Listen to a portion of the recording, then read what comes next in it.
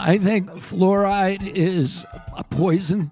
Tonight, the FDA announcing 2 new initiatives which could have major impacts on the health of America's children. Thank you, Senator Kennedy, Administrator Zeldin. Thank you so much for your time. It has emerged as the leader in making America healthy again. Robert F. Kennedy Jr. is applauding the Utah legislature for passing bills he says align with his Make America Healthy Again agenda. The question of whether fluoride in drinking water is truly dangerous to our health has sparked intense debate, especially with RFK Jr. He has described it as an industrial waste linked to issues like arthritis, bone fractures, bone cancer, IQ loss, neurodevelopmental disorders, and thyroid disease. Critics, including experts like Dr. Paul Offit, argue that fluoride is well tested, clearly reduces cavities, and shows no clear evidence of those chronic harms at recommended levels. Today, we will focus on the science, cutting through political noise to examine the benefits, risks, and whether water fluoridation remains worthwhile, especially now that fluoride toothpaste is widespread. Are you ready? Let's go. The Health and Human Services Secretary met with the lawmakers behind the state's bans on added fluoride in public water. And he's also called for removing fluoride from America's drinking water. Health and Human Services Secretary Robert F. Kennedy Jr. has pledged to make America healthy again, and that includes a campaign against fluoride. This morning, the fight over fluoride in drinking water on full blast. Health Secretary Robert F. Kennedy Jr. doubling down on his calls to ban the mineral from public water supplies, a move that would reverse a decades-long practice the CDC has called one of the greatest public health achievements in U.S. history. In the era of fluoridated toothpastes and mouthwashes, it makes no sense to have fluoride in our water. I am concerned about the fluoride issue. I've seen the benefits, having been a practicing dentist for 22 years. I just noticed this morning that the FDA brings action to remove ingestible fluoride prescription drug products for children from the market. And as I'm reading through this, I want to see some of these studies, but it says the best way to prevent cavities in children is by avoiding excessive sugar intake and good dental hygiene, obvious. Then it says for the same reason that fluoride may kill bacteria on teeth, it may also kill intestinal bacteria important to children's health. I would tell you, you don't prevent cavities by fluoride killing the bacteria in the mouth. What it does is make the enamel more resistant to decay. Turn now to our GMA cover story. A health alert on fluoride. Health Secretary Robert F. Kennedy Jr. is urging the CDC to stop recommending it in public drinking water. This reignited a decades-old debate. Mr. President, we are working at HHS to advance your agenda to make America healthy again. I'm working with Lee Zeldin to reassess the fluoride rules based upon the August release by the National Toxicity Program of new science that shows a direct inverse correlation between exposure to fluoride and IQ loss, particularly in children. Lee and I were in Utah this week, to announce that Utah became the first state in the country to ban supplemental fluoride. Right now, the nation's health secretary, Robert F. Kennedy Jr., is ramping up his calls to eliminate fluoride from the country's drinking water supply. NBC's Emily Akeda reports on the debate. The fight over fluoride in drinking water on full blast. Health Secretary Robert F. Kennedy Jr. doubling down on his calls to ban the mineral from public water supplies, a move that would reverse a decades-long practice the CDC has called one of the greatest public health achievements in U.S. history. In the era of fluoridated toothpastes and mouthwashes, it makes no sense to have fluoride in our water. The EPA now re-examining research on fluoride's possible health effects, and Kennedy telling the Associated Press he plans to direct the CDC to stop recommending fluoride in drinking water, or fluoridation, nationwide, pointing to a recent report that found a statistically significant association between higher fluoride exposure and lower IQ scores in children. Health Secretary Robert F. Kennedy Jr. says he plans to tell the CDC to stop recommending fluoride in drinking water. This comes as the Environmental Protection Agency announced it's reviewing new scientific information on the potential health risks. Fluoride is the mineral added to water to help fight tooth decay. Kennedy claims that adding fluoride to drinking water can have negative effects on cognition. U.S. Health Secretary Robert F. Kennedy says he wants the CDC to stop recommending fluoride in drinking water. Elderberry gummies from the elderberry plant are full of strong antioxidants that help fight bad stress and protect cells from damage, like the kind fluoride can cause. Studies show elderberry reduces oxidative stress in cells and protects against harm from toxins. Try DYMA elderberry gummies today. So I want to see the studies on this and where we're headed with this. And I will tell you that if you are successful in banning fluoride, I noticed you congratulated Utah and Florida, I think, for banning it. That's up to them. They can do what they want. But we better put a lot more money into dental education because we're going to need a whole lot more dentists. I think that, Marty McCary's concern with ingestible fluoride is that the emerging science shows the benefits to of fluoride to cares and to cavity prevention comes from topical exposures rather than it was once thought that it was systemic, that if you ingested it, that the benefit came from that. We now know that virtually all the benefit is from topical, and we can get that through mouthwashes, we can get through fluoridated toothpastes. The National Toxicity Program issued a report in August, a meta-review of all the science that now exists on fluoride, and showed a direct inverse correlation between fluoride exposure, dose-related, and lower IQ. It's an issue that we have to all be concerned with. We want high IQ kids. Lee Waldman has more on what experts think about this change. Often referred to as the champagne of drinking water, New York City's water is carefully monitored by the Department of Environmental Protection. Our job is to make sure that we are adding the precise amount of fluoride within a very narrow band. Too little and it doesn't do its job. Too much and it could be harmful. My son was saying this. My son was in the hazardous waste industry, and he had to take an exam. And that if a fluoride truck crashes on the highway, they have to clear the highway for miles around, and people come in Tyvek suits and respirators and gloves to do the cleanup. And it's a toxic ingredient. It's a toxic byproduct of certain chemical process and oil industry process. And for many years, those industries, it was costing them thousands of dollars per drum to get rid of them. And then they came up with the idea, why don't we put it in the water supply? And they did that, and it causes cancers. Of course, it causes your bones to deteriorate, and it causes severe IQ loss. And last week, a group that I'm associated with won a 7-year lawsuit against EPA on fluoride that I think will result in the fluoride being removed from all the water supplies in this country.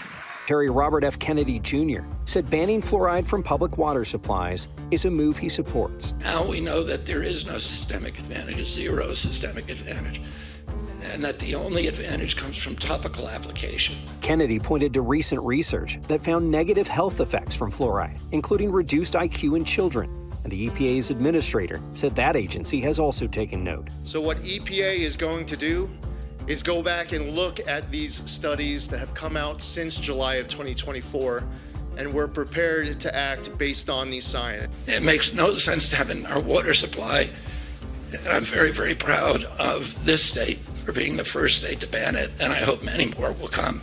Health and Human Services Secretary Robert F. Kennedy Jr. announced he is directing the Centers for Disease Control and Prevention to stop recommending community water fluoridation. Kennedy's comments came after Utah became the first state to ban fluoride in public water systems. If we want to be a moral nation, if we want to maintain our moral authority around the world, our chief obligation is to our children, and we're letting them down. And I'm very, very happy that Utah is taking the lead in so many ways. Well, the secretary also visited the University of Utah's Usher Center for Integrative Health to learn about the school's nutrition program. That's jump-started a debate that many thought had been settled decades ago. CBS's Meg Oliver looks at the concerns and benefits of fluoridation. Good morning. You want to give high fives? Show. Zoe Smith was just 4 years old when she had surgery to extract her 4 front teeth. Mom, Eva Treisman, said Smith had a healthy diet, but didn't use toothpaste with fluoride when brushing. They just started to decay about a year and a half, 2 years in, and there was nothing it seemed that we could do. children with developmental disabilities like Smith are more susceptible to dental problems for a variety of reasons. She also lives in a town without fluoride in the water. We see incredibly high rates of tooth decay. Dr. Mary Beth Giacona is a pediatric dentist at Rutgers School of Dentistry in Newark. She says having fluoride in water is one of the tools that can help prevent cavities. A new study of the nutrients in baby formula and new actions to take prescription fluoride drops and tablets off the market. These fluoride products are typically prescribed by dentists or pediatricians for kids at higher risk of tooth decay and cavities, often the result of drinking water without fluoride. It comes as the Health Secretary, Robert F. Kennedy Jr., has fought to take fluoride out of drinking water supplies across this country. Joining us now to discuss all of it is Dr. Marty Makary, the new Commissioner of the Food and Drug Administration. Dr. Makary, thank you so much for taking the time to join Top Story. We really appreciate it. Let's talk about these prescriptions. You have said these prescription fluoride products pose a risk when ingested by children because they could interact with healthy gut bacteria, which we know is important for things like digestion as well as just our general immune system. With this announcement, the FDA also cited some other studies suggesting that fluoride is associated with thyroid problems, weight gain, and sometimes a decreased IQ. And yet the CDC has also described the U.S.'s use of fluoride in community water as one of the greatest public health achievements of the 20th century. They say it reduced tooth decay by roughly 25% in adults and children. What are the major concerns you have with these particular products? Well, good to be with you, Allison. You know, we have to look at the overall child when we talk about health, not just the dentition of the child. If parents should adopt good dental hygiene for their children. Toothpaste with fluoride rinses, avoiding excess sugar. Because it disproportionately affects the most vulnerable. And that's why you see criticisms from associations like the American Dental Association. And one of the reasons why is because when you add fluoride to water, it not only helps the community, but it specifically helps those who might not have access to dental care. But giving kid an ingestible prescription fluoride tablet, which right now it is being given to kids as young as 6 months of age, is doing damage to the microbiome. And we know altering gut health in a child can have long-term consequences. There was also a study in JAMA, our top medical journal, that summarized 74 studies on fluoride and found an association between cognitive problems like lower IQ and fluoride in the drinking water. So there's enough cause here to say, let's put the brakes on ingesting fluoride. Let's get some more scientific review. And today the FDA announced that we are planning to take action should that scientific review go in the direction that the studies are suggesting. Tooth decay. Now, essentially, though, it's up to the states and the local governments to decide if they're going to put fluoride in the water and how much. And really, where does this controversy, why is this happening? Well, it's because there's been some research to suggest, now this is not the greatest research in terms of quality, that there may be a possible association with fluoride in high concentrations, much more, almost double the amount we drink, and cognitive issues in children with decreased IQ. Nearly a century ago, a dentist in Colorado noticed residents with brown-stained teeth, dental fluorosis, but unusually low cavity rates. In the 1930s, researchers identified high natural fluoride in the water as the cause. It strengthened enamel to prevent decay, but caused staining at excessive levels. Fluoride in our water can be bad if we get too much of it. Too much fluoride might hurt kids, brains, and make it harder to learn smart things, like lowering IQ scores.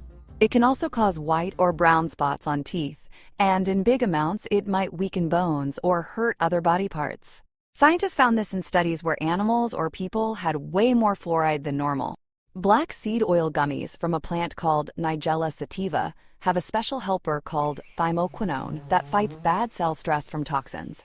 One study on rats showed thymoquinone protected the liver from harm caused by too much fluoride and helped fix antioxidant levels back to normal. Is this why black seed oil seeds were found in King Tut's tomb? Black seed oil gummies for support to protect against toxicities, including sodium fluoride. The landmark 1945 trial in Grand Rapids, Michigan, added fluoride to water and saw children's cavity rates drop over 60%. Many cities worldwide followed, marking water fluoridation as a major public health success. But now today, things have changed with the benefits of fluoride toothpaste. Now fluoride does not need to be added to the water. So much has changed since 1945, with fluoride toothpaste now everywhere. But the effects of fluoride in water are modest in recent data, showing about a 4% higher chance of being cavity-free in baby teeth and 3% in permanent teeth, which is far smaller than early dramatic gains. Many countries like Germany, France, and Sweden skip water fluoridation, opting for fluoride in salt or milk, yet maintain good dental health. But what do the recent studies say? Let's take a look at science-backed fluoride studies. Overdose from oral sources, such as toothpaste, has been documented as a primary cause of acute toxicity, leading to gastrointestinal distress, hypocalcemia, and even fatalities in severe cases, as detailed in a 2017 review in the Iranian Journal of Basic Medical Sciences. These studies collectively illustrate that fluoride's harmful effects extend beyond the brain, emphasizing the need for strict exposure limits to prevent adverse outcomes. Fluoride can be found naturally in nature in tiny amounts. According to recent PubMed studies on fluoride, it is beneficial in small amounts for dental health, but has also been shown to exert toxic effects on human neurodevelopment, particularly in children exposed to elevated levels. The 2025 DYMA pediatric study found moderate confidence evidence linking higher fluoride exposure to lower child IQ, bone fractures, arthritis, cancer, and thyroid issues. Fluoride debates often overshadow bigger cavity drivers, ultra-processed foods, and sugary drinks. Kids consuming sweet drinks are over 4 times more likely to get cavities. Meta-analyses link high ultra-processed food intake to heart disease, diabetes, and mortality due to excess sugar. A 2023 meta-analysis in environmental research reported an inverse association between fluoride exposure and IQ, highlighting stronger effects in studies involving drinking water fluoride above 1 milligram per liter. 5 milligrams per liter in drinking water are linked to lower IQ scores in children, based on a comprehensive review of epidemiological data. These findings underscore fluoride's potential as a developmental neurotoxicant akin to lead or mercury when exposure surpasses safe thresholds. Beyond neurodevelopmental risks, fluoride toxicity can manifest in systemic harms, including skeletal and endocrine disruptions, as evidenced by various studies on excessive ingestion.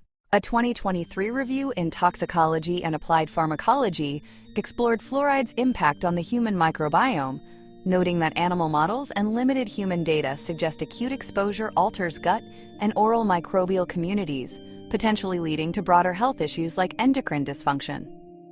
Additionally, a 2021 systematic review and meta-analysis in Scientific Reports analyzed fluoride's association with neurological disorders and found IQ impairments in populations exposed to high water fluoride levels above WHO guidelines, while also noting potential links to other symptoms like headache and lethargy in endemic areas.